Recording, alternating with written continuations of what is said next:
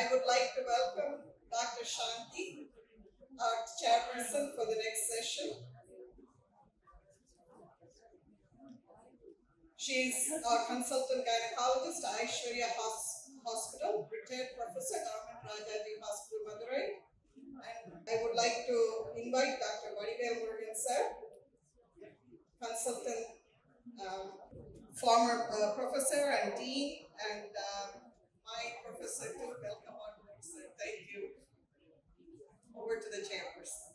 I invite Dr. Usha Ayyagari from Chennai. She's a senior endocrinologist from Chennai. She's the organizing secretary, 10/2020.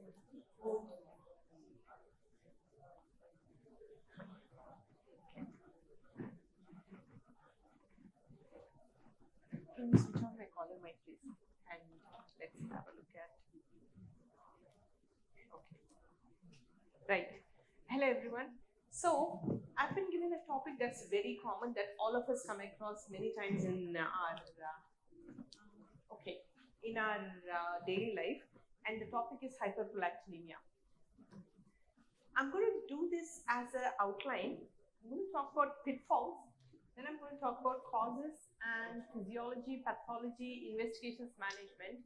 But the most important part of any prolactin talk is actually to do or not to do. Do we do the test, and actually do we do the treatment?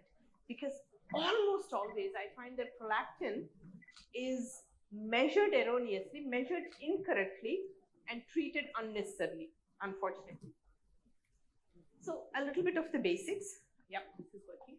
So we all know that to get to the prolactin, the anterior pituitary has lactotropes which secrete it, but primarily the function of any control on prolactin is inhibitory. So dopamine is inhibitory on the prolactin, but you also have various other hormones that influence it, including anything that affects the dopaminergic receptors. So all your drugs think what affects your dopaminergic receptors, and anything that affects your estrogens. So there are multiple pathways that affect your prolactin. We all think of prolactin as the lactation hormone, but actually beyond lactation, prolactin has several functions. And I think if you look at it, most of these actually prepare the woman for lactation and for pregnancy. So it suppresses adiponectin, inhibits lipolysis, and increases insulin resistance in the peripheral adipose tissue, so making the woman store energy. It increases your risk of hepatic steatosis. It actually increases intestinal nutrient, including calcium absorption, and it impairs glucose secretion and worsens glucose tolerance. So in a way, what prolactin does very well, apart from lactation, is keep this woman nutrient rich and insulin resistant in pregnancy. Now, just a show of hands, how many of you have seen, please don't take photos of this slide, there's nothing on it. Okay, show of hands, how many have you seen a prolactin level this week? Yeah, pretty much at least 2-3 people in every row. Okay. Now, if you look at the level of actual pathological hyperprolactinemia, it's less than 1% in the population. Okay. If you look at a segment of the population, those women that have secondary amenorrhea, it's about 5 to 14%. And the most common cause is a prolactinoma. But if you look at the population level prevalence of a prolactinoma, it's about 30 per 100,000 in women and about 10 per 100,000. So for every lakh of men that you see, it's about a 10, and for every lakh of women that you see in your OP, it's about a 30. Now, by that measure, if I'm seeing about, let's say, 30-40 patients a day, let's say 1,000 patients, 1,500 patients a month, I should see a true high prolactin maybe once a year or once in 10 months. Now, all of you that put your hands up saying I've seen a prolactin level, where is this prevalence coming from, right? So, number one, why are we testing these prolactins? Are we doing it appropriately? Because if we look at population level prevalence, 1%, true pathological hyperprolactinemia, and macroprolactinomas, 30 per 100,000. So for every 100,000 patients you see, and that's going to take you 10 years, how many are we measuring? So there are lots of pitfalls. We know that prolactin levels are influenced by age and puberty. We know that women have higher prolactin levels than men, but taking those two aside, normal physiology and preparation, these are two interlinked factors. The physiology of prolactin is that you have a peak of prolactin between 4 a.m. and 7 a.m. and then it gradually wanes through the day. Having said that, eating puts up your prolactin. So if you've had breakfast, so 4 to 7, it's coming down. You have breakfast, it goes up again, right? Stress, even the stress of a bad blood collection. If they try quite a couple of times and they don't get blood, the third trip can increase your prolactin, for example. And other physiological factors, I mean, we'll discuss them, but things that you need to routinely think about come into play. And that then brings me to preparation. How many of you tell your patients to do prolactin on an empty stomach? Okay, only 2, 3, 4 people in the audience. Endocrinologists don't count. I'm not, okay, only 3 people in the audience. Okay. So fasting is important. How many of you tell them to do it first thing in the morning? Nobody. Okay. Oh, well, a few people, 2, 3 people. Wrong. Because the peak is 4 o'clock to 7 o'clock. The best time to check a prolactin is actually 2 to 3 hours after they wake up. So mid-morning, but on an empty stomach. So how many of our patients come fasting to OP at 11 o'clock in the morning? So when you do your prolactin levels, please think of these. So preparation matters for your prolactin levels. Then we talk about lab processes. There are 4 commonly used prolactin assays in India, well, across the world. There is very little agreement between them. There is a WHO standard, but not all of them are well standardized to the WHO standard. We have interfering antibodies, we have assay differences. Each lab gives you a different cutoff limit, and each lab handles their samples differently. So lab processes are very important, and a whole load of other things that I'll talk about. So when you're doing a prolactin, number one, the first question is, why am I doing this? If you're convinced that you're doing it for the right reason, and God, I hate these packages that give you 64 pages of results, including a prolactin. Then the second question for me is, are you doing it properly? Is your lab handling it properly? Only then and only then, interpret the result. So if you haven't done these 3 things, am I doing it for the right reasons? Am I doing it correctly? Is my lab processing it correctly? Throw it in the bin. So, pregnancy, nipple stimulation, lactation, exercise, stress, seizures, sleep, neonatal period, as I said, age, and sexual intercourse. Exercise.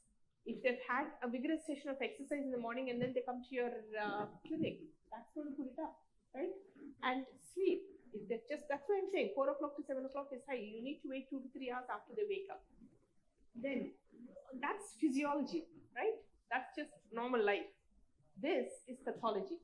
Obviously pituitary disease, because the lactotropes are in the anterior pituitary. Lots of pathology, because remember, as I said, the primary control for prolactin is inhibitory. So if you interrupt the pituitary stalk and you lose that inhibitory control, anything that interferes with the pituitary stalk or the inhibitory control will put up your prolactin. But then there's a whole lot of other things, systemic disorders, including hypothyroidism, liver disease, renal disease. How many of you are routinely checking for these before looking at a prolactin? Right? So please look at the basics. And then chest wall trauma, similar to nipple stimulation, anything that irritates the chest. Chest surgery, herpes zoster in the thorax can cause that. Then genetic, very rare. I don't know how many of the endocrinologists have seen an inactivating mutation of the prolactin receptor. I haven't. I don't think any of us have in this audience, right? And other sites of production. So like bronchogenic tumors can produce ACTH. Occasionally they can produce prolactin.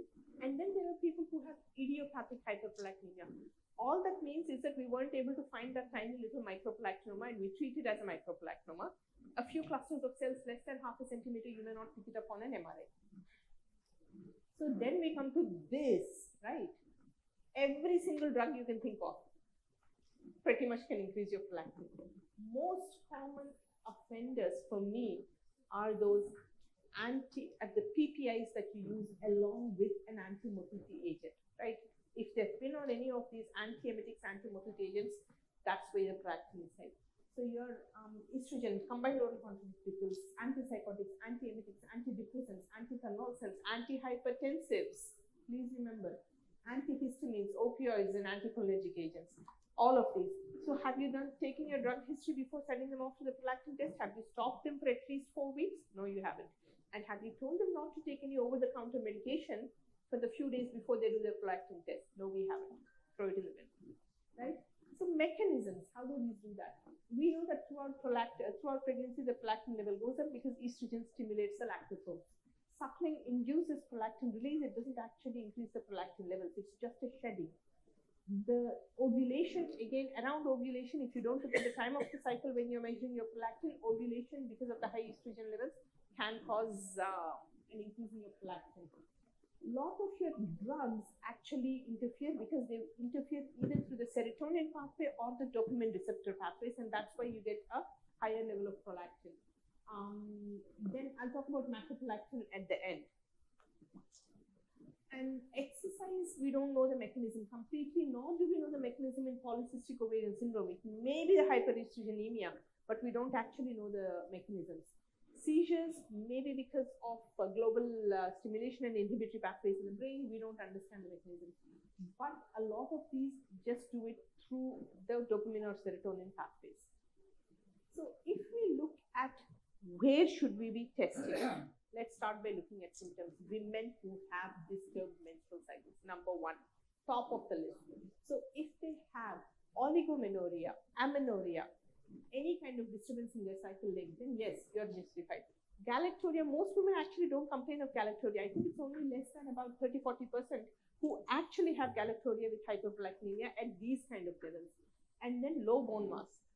Well, we're not going to find that easily with just by asking for the history.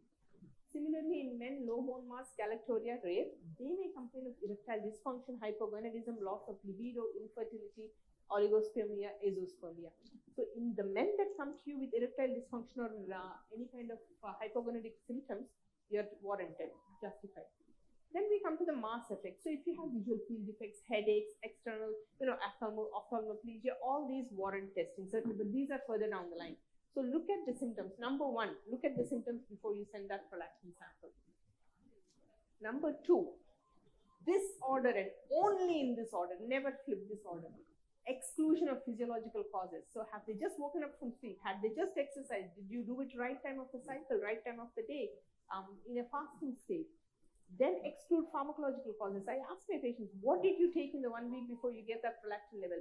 Did you have a headache? Did you take any headache medicines? Anything for it to settle your tummy? Any antacids? Any over-the-counter medication? Anything else at all? Because quite frequently, prolactin is done in the setting of a patient came with a headache. We gave them some painkillers, antiemetics, and in the course of the headache, we did the prolactin. Well, it is going to be high, right? So be sensible. And then and only then, think of imaging. Prove that it's pathological first, because all too often you will go to imaging directly seeing the prolactin, and then we are stuck with, you can have a 10 to 11% instance of pituitary incidentallomas plus an incidental hyperprolactinemia. You're stuck. Then where do you go? So prove that it's pathological first, exclude physiology and pharmacology before you touch your imaging. Then two things you need to know. If you have symptoms of hyperprolactinemia and the prolactin level is unexpectedly low, so a man comes with the symptoms we've discussed, or a woman comes with breast discharge and let's say amenorrhea, and your prolactin is low, there is something called the hook effect. So most of these hormones, but certainly the prolactin, they're assayed by immunoassays, immunometric methods, by something called the sandwich method. This bit of the antibody is stuck to the surface. That bit of the antibody comes and binds the prolactin, and they sandwich the prolactin between them. Now, what happens in the hook effect is it is a lot of prolactin. You might end up sandwiching a lot of prolactin between these two, but we only read the red dots. So in an immunoassay, what we finally read are the red dots. We're not actually reading the hormone. You read only 2 red dots for like 20 prolactins. So if your clinical symptoms and the level of prolactin, and this is what I'm coming back to, the clinical symptoms and the level of prolactin do not match, think hook effect. On the other hand, if your clinical symptoms and your prolactin don't match and it is high, so in the previous slide you expect a high prolactin and you get a low prolactin, lowish prolactin that you think, hang on, what's happening? Here, patient's fine, you get a high prolactin. That's because physiologically, Okay, go back, back. No, no back. Let's go back. Okay, back. Okay. In your body, you have, that's your monomeric prolactin. Then you have something called the big prolactin, a small percentage of it, about 20%. It's dimeric prolactin. So prolactin binds to itself and you get dimeric prolactin. But then there is a small percentage of this thing called macroprolactin. What ends up happening is macroprolactin is prolactin with a huge other molecule associated with it. And then when you start testing all these things, so the assay binds to every single bit and you get those red bits lighting up many more than you expect. So if you get a high prolactin level that doesn't match your clinical symptoms, you need to talk to the lab, get them to dilute, and then they will look for macroprolactin particularly. So either if it is too high or too low, I mean, this is like the 3 bears story. One's too high, one's too low, nothing fits the clinical symptoms. You got to go talk to your lab, right? And you need to know about all these when you're doing prolactins and interpreting prolactins. Then, when we come to treatment, the biggest question is treat or don't treat. And that depends on the cause. If it is part of a 64-page report that they got for $4.99 and you're stuck with a prolactin that is 38, 52, 85, well, we know what to do with that. First, look at hypothyroidism. Most commonly, women come to you with a marginally elevated prolactin. Let's be sensible. Look at hypothyroidism, rule out drugs, and only then start pursuing the prolactin. So all the other things I told you, have they done it fasting? Have they done it at the right time of the day? No exercise, no food, not just waking up from sleep. And then look at drugs and hypothyroidism at the very least. If nothing else, if you're not looking at anything else, look at these two. And only then decide whether you're going to treat or not treat.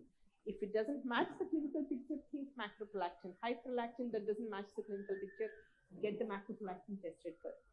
If you've ruled all that out, then you are left with a true hypothalamic pituitary disease or an idiopathic hyperprolactinemia. This is where you come to treatment. Now, in the interest of this talk, I'm not actually addressing the treatment because our question is, what do we do with these prolactins that are high? But my one word is, refer to an endocrinologist because that is where you need treatment, follow-up, potentially surgery, and a lot of other things. And you need to look at the mass effect, but they may also need treatment for corollaries. So a woman may need treatment for fertility, bone mass. A man may need treatment for fertility, bone mass, erectile dysfunction. They may both need other aspects, psychosocial and psychological aspects treating, even if they don't need surgery. So please refer. So I'm going to illustrate 3 things, and these are all cases I've seen in the last month, 6 weeks kind of thing. 30-year-old went to dermatologist for hair fall and acne. They did a panel of tests. How many times have we seen this? The lactin comes at 53. How many people would actually investigate this further? Show of hands. Great, I'm successful. My job is done. If nobody's going to investigate this further, actually, no. We are going to talk to the patient. Are her cycles okay? Have we also looked at her thyroid function? Does she have any galactoria, any headaches, any other symptoms? At this kind of a level, very unlikely. But we're going to do due diligence and we're going to talk to our patient. And then we're not going to do much more. 30-year-old went to dermatology for hair fall, acne, and menstrual irregularities. Now the prolactin is 87. How many would do something with that? We'll come to that. And then we have a 30-year-old male with erectile dysfunction and a prolactin of 238. Right? So case 1, what next? A good history, clinical examination, tata bye-bye. Don't do anything more. We should never have done the test in the first place. Everyone agrees? Yeah? Excellent. Case 2, what next? Now this is a 30-year-old with menstrual irregularities. Thank you. So we check her thyroid, we also check for PCOS. Because PCOS can elevate your prolactin a little bit, right? We do due diligence, make sure that, and then we treat what we find. If we find hypothyroidism, we treat that. If we find PCOS, we treat that, not the prolactin, right? And if we rule those 2 out, and then we look for hyperprolactinemia and find something, we treat that. So what would we do in number 3? What next for number 3? Now, this is the guy that I want to see. This is the guy you refer to an endocrinologist. because at erectile dysfunction, other symptoms, he might have low libido, he may have galactoria, he may have headaches, he may have visual symptoms. And at 238, I don't know if that's what is truly the prolactin level. There may be a hook effect involved. I want to talk to my biochemist and I want to do an MRI. This is the guy that gets the imaging. Nobody else gets imaging, right? And then we treat what we find. So that's hyperprolactinemia in a nutshell. Don't do it at all. If you're going to do it for the right reason, at the right time of the day, with the right lab support, with everything prepped, and then treat what you find. Thank you. I'm done. Leave the last slide on there while we do questions so that people can have a chance to look at it or take a photo. Just that. There we go. That's just a summary of everything. Thank you, doctor. It's a very nice presentation Thank with you. the hyperprolactinemia. Since he's having some other work, any questions? You can take the questions now. Yes, I do apologize. I'm going to have to go, so I'll take questions now rather than wait till the next session, if you don't mind. Any questions? Stunned silence from the audience, I think. Excellent. So everyone knows what to do with prolactin now. Thank you very much. That was a very succinct presentation. Definitely, Dr. Usha Ayyagari. That's the reason that left us with no doubt. Thank you.